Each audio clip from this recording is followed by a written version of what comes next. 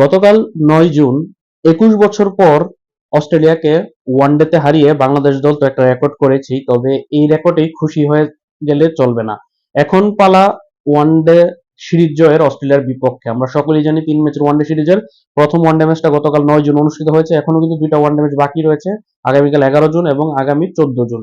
এখন দুই ওয়ানডে ম্যাচে শেষ দুই ওয়ানডে ম্যাচে যে কোনো একটিতে জয়লাভ করলে কিন্তু বাংলাদেশ এই 3 ম্যাচের ওয়ানডে সিরিজটা জিতে নিবে। তাই অবশ্যই বাংলাদেশ দল চাইবে না যে তৃতীয় ওয়ানডে পর্যন্ত সিরিজ জয় নিশ্চিত করতে, তারা চাইবে যে দ্বিতীয় ওয়ানডে ম্যাচে অস্ট্রেলিয়াকে হারিয়ে সিরিজটা নিজেদের নামে করে নিতে। এখন কথা হচ্ছে আগামীকাল 11 জুন যেহেতু বাংলাদেশ দল অবশ্যই নামবে তাদেরকে হারিয়ে সিরিজটা নিজেদের নামে করে নিতে, এখন এই আগামীকালকের ম্যাচে বাংলাদেশের একাদশটা কিরকম হওয়া উচিত, অথবা সবশেষ ম্যাচের একাদশ থেকে কয়টা পরিবর্তন আনা উচিত বা কয়টা পরিবর্তন করা উচিত।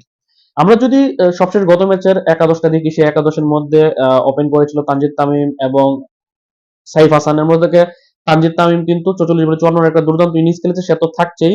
3 নম্বরের নামে নাজমুল হোসেন শান্ত ভালো একটা ইনিংস খেলেছে, পাশাপাশি দলের মেইন ব্যাটসম্যান সে তো থাকবে, 67 রান করেছিল।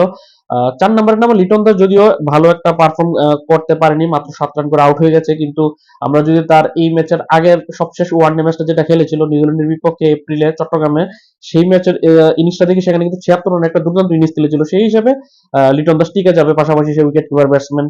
5 নম্বরের নাম তাহিদ হৃদয় গত ম্যাচে খুব একটা ভালো করতে পারেনি, 51 বলে মাত্র 31 রান করেছে, তারপরে তাহিদ হৃদয় মিডল অর্ডারে টিকে যাবে, যেহেতু ব্যাকআপ কোন ব্যাটসম্যান নেই, যদিও সোহান আছে, কিন্তু তারপরেও সোহান থেকে তাহিদ হৃদয় একটু বেটার ব্যাটসম্যান বলাই চলে। 6-এ নামা মুসাদ্দেক হোসেন 4 বছর পর ওয়ানডে দলে ফিরে কিন্তু সে 70 বলে 86 রানের একটা অপরাজিত ইনিংস খেলেছে, সে তো থাকছেই, পাশাপাশি বল হাতে 2টা উইকেটও শিকার করেছে, থাকবে। 7 নম্বরে নামা মেহেদী হাসান মিরাজ অধিনায়ক হিসেবে সে একাদশে টিকে যাবে, তবে ব্যাটসম্যান মেহেদী হাসান মিরাজের উপর কিন্তু একদমই ভরসা করা যাচ্ছে না, পাশাপাশি গত ম্যাচে বোলিংটা কিছুটা ইকোনমিক্যাল হলেও কিন্তু উইকেট শিকার করতে পারেনি। তারপর মিরাজ যেহেতু অধিনায়ক সে তো থাকছেই, অর্থাৎ 1 থেকে 7 পর্যন্ত তানজিদ তামিম, নাজমুল হোসেন শান্ত, লিটন দাস, তাহিদ হৃদয়, মুসাদ্দেক সৈকত এবং মেহেদী হাসান মিরাজ, এই 7 জনের 6 জন তারা একাদশে টিকে যাবে। সাইফ হাসান, সাইফ হাসানের একাদশে টিকা না টিকা নিয়ে কিন্তু একটা প্রশ্ন রয়েছে, গত ম্যাচে 5 রান করে আউট হয়ে গেছিল, তাছাড়া তার আগের নিউজিল্যান্ডের বিপক্ষে এপ্রিলে যে সবশেষ 2 ম্যাচের পারফরমেন্স দেখি সেখানে ভালো করতে পারেনি, একটাতে করেছে 0, আগের ম্যাচে করেছে 8 রান, এমনকি নিউজিল্যান্ড সিরিজের সবশেষ 2টি টি20 ম্যাচও সে ভালো করতে পারেনি, একটাতে করেছে 16 বা একটাতে 17 রান, অর্থাৎ সবশেষ 5টি আন্তর্জাতিক ম্যাচের সবগুলোতেই কিন্তু সে 20-এর কম রানে আউট হয়ে গেছে, এর মধ্যে একটাতে তো সে 0 রানে আউট হয়ে গেছে। সেই হিসাবে সাইফ হাসানের বিকল্প তাদেরকে ভাবতে হবে, এবং সাইফ হাসানের বিকল্প একাদশে একজনই আছে, সেটা ওপেনার ব্যাটসম্যান সৌম্য সরকার।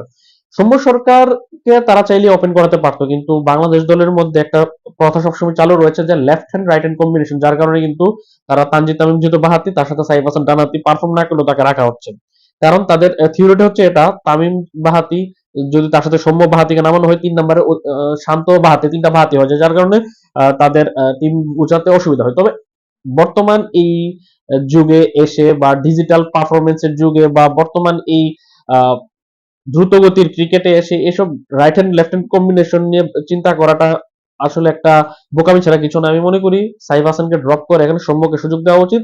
সৌম্যকে সুযোগ দিলে কিন্তু পাশাপাশি তার থেকে একটা মিডিয়াম পেস বোলিংটাও কিন্তু আমরা পেতে পারি, 2-4 ওভার যাই করে দিতে পারে, উইকেট পাক আর না পাক সে কিন্তু 3-4 ওভার কিন্তু 50 অনেক সময় হয়ে যায়, আবার অনেক সময় একটা ব্রেক থ্রু চাইলেও সে কিন্তু এনে দিতে পারে যদি ব্যাটার বোলিংটা করতে পারে, যেহেতু স্পোর্টিং পিচ আমরা খেলছি, মিরপুর স্পিন পিচ আমরা খেলছি না মিরপুর, তবে স্পোর্টিং বা গ্রিন টপ উইকেটে খেলছি।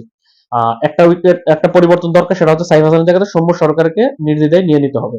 আর বোলিং ডিপার্টমেন্টের কথা বললে 3টা পেস বোলার তাসকিন, মুস্তাফিজ, নাহিদ রানা গত ম্যাচে খেলেছিল, 3 জনের 3জনই থাকবে, কারণ তাসকিন গত ম্যাচে 5 ওভার 28 রান দিয়ে 1 উইকেট শিকার করেছে, মুস্তাফিজ মাত্র 24 রান দিয়ে 2টা উইকেট শিকার করেছে, নাহিদ রানা তো অস্ট্রেলিয়ার সাথে প্রথমবার খেলতে নেমে দুর্দান্ত বোলিং করেছে, 10 ওভারে মাত্র 41 রান দিয়ে 2টা উইকেট শিকার করেছে, অর্থাৎ 3 পেসার তাসকিন, মুস্তাফিজ, রানার পরিবর্তন হওয়ার কোনো সুযোগ এখানে নেই বা কোনো সুযোগ দেওয়ার কোনো মানেও হয় না, মানে পরিবর্তন তাদের কাউকে পরিবর্তন করার কোনো মানে হয় না। একমাত্র যে জেনুইন স্পিনার রয়েছিল ভারতীয় স্পিনার তানভীর ইসলাম, সে গত ম্যাচে কিন্তু উইকেট শিকার করতে পারেনি, 6 ওভার 33 রান দিয়েছে। এর আগের ম্যাচে যদি পারফরমেন্সটা দেখি তার, নিউজিল্যান্ডের বিপক্ষে গত এপ্রিলে যে সবশেষ ওয়ানডে ম্যাচ খেলেছে সেখানে কিন্তু এক্সপেন্সিভ বোলিং করেছিল, 10 ওভারে 70 রান দিয়ে কোনো উইকেট শিকার করতে পারেনি। সেই হিসাবে তানভীর ইসলামকে কেন গত ম্যাচে খেলানো হয়েছে আগের নিউজিল্যান্ডের বিপক্ষে বাজে বোলিং এর পরেও, সেটা একটা প্রশ্নবোধক চিহ্ন এখানে থেকে যায়। যদিও এটার পেছনে কারণ হতে পারে এটা যে তার একটা বাহাতি স্পিনার খেলাতে চাচ্ছে একাদশে, সেই হিসাবে তানভীরকে খেলাচ্ছে। আর নয়তো কিন্তু গত ম্যাচের পারফরমেন্স বলুন বা এর আগের ম্যাচের পারফরমেন্স গুলো নিউজিল্যান্ডের বিপক্ষে তার পারফরমেন্সটা ভালো নয়। অন্যদিকে তার জায়গায় কাকে খেলানো যায়, তার জায়গাতে একটা অপশন আছে লেগ স্পিনার রিশাদ হোসেন। রিশাদ হোসেন কিন্তু গত সিরিজের নিউজিল্যান্ডের বিপক্ষে শেষ দুটো ওয়ানডে ম্যাচে দুর্দান্ত বোলিং করেছিল। একটাতে 5 ওভারে 21 রান দিয়ে 1 উইকেট, আরেকটাতে 10 ওভার 44 রান দিয়ে 2 উইকেট। তারপরেও যেহেতু তারা তানভীরকে খেলাচ্ছে, তার মানে তাদের পরিকল্পনাটা হচ্ছে ভিন্ন। এখানে তারা কে বেশি উইকেট শিকার করছে সেদিকে না গিয়ে তারা মূলত একটা বাহাতি স্পিনার একাদশে খেলাতে যাচ্ছে। কারণ মেহেদী হাসান মিরাজ ইদানিংকালে কিন্তু বোলিং এ ওয়ানডেতে এতটা বেশি ইফেক্টিভ হচ্ছে না, উইকেট পাচ্ছে মাঝে মাঝে, কিন্তু আহ, ওইভাবে তার উপরে ভরসা করা যায় না। যার কারণে তারা, যেহেতু মিরাজ একজন অফ স্পিনার এবং ঋষাদ লেগ স্পিনার, তারা চাচ্ছিল একটা লেফট অফ স্পিনার তানভীরকে খেলাতে, যার কারণে তানভীরকে খেলাচ্ছে।